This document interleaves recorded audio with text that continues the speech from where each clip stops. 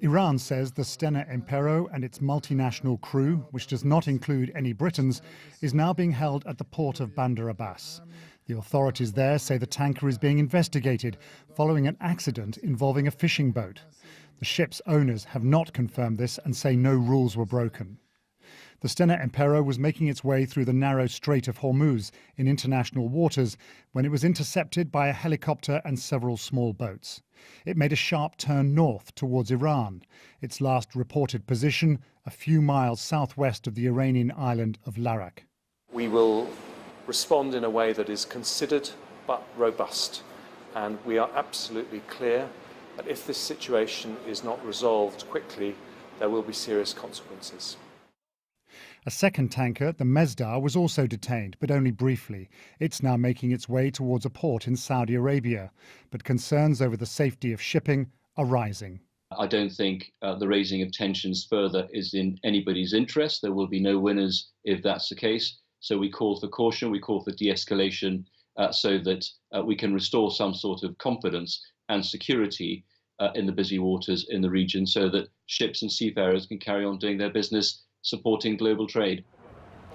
Earlier this month, Royal Marines detained a tanker full of Iranian oil off Gibraltar.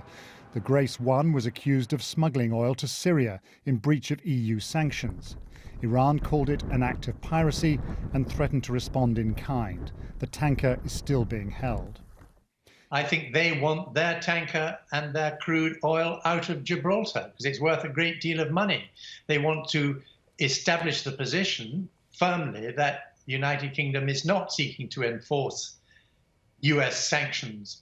Yesterday, Iran released these pictures showing American warships sailing through the Strait of Hormuz. Washington said it had brought down an Iranian surveillance drone. Iran said the pictures proved otherwise. What they do show is a waterway crowded with military and commercial vessels. A fifth of the world's oil passes this way, and it's getting more dangerous. Paul Adams, BBC News. Well, our correspondent, Catherine da Costa, is outside the Foreign Office for us. Yeah, well, as you say, that senior Iranian diplomat is due here at the Foreign Office this afternoon for a meeting with the political director. Now, that encounter is expected to be quite tense. Earlier today, the Foreign Office put out a statement in which it said it was deeply concerned by Iran's unacceptable actions and warned there could be serious consequences if the situation's not resolved. There'll also be another Cobra emergency meeting this afternoon to discuss how to proceed in such a volatile situation. And Jeremy Hunt, the Foreign Secretary, is hoping to speak to his Iranian counterpart. Earlier, he tweeted that Iran may be choosing a dangerous path and stressed the reaction would be considered but robust. Now, clearly, rhetoric is going to play an important role with how this plays out because Mr. Hunt has already ruled out using military intervention. He's hoping to use diplomacy instead. And the US is trying to pull together an international coalition to condemn the situation. France and Germany have already called on Iran to release the British tanker immediately.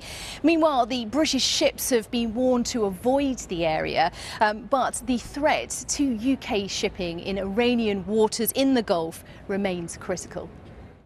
That was Catherine da Costa, and just to update you, the latest tweet from Jeremy Hunt says that he's expressed extreme disappointment at having assured me last Saturday, referring here to the Iranian Foreign Minister Zarif, that Iran wanted to de-escalate the situation, that they have behaved in the opposite way. This has to be about actions, not words, if we are to find a way through. Britain's shipping must and will be protected. So the latest reaction there from the Foreign Secretary, Jeremy Hunt.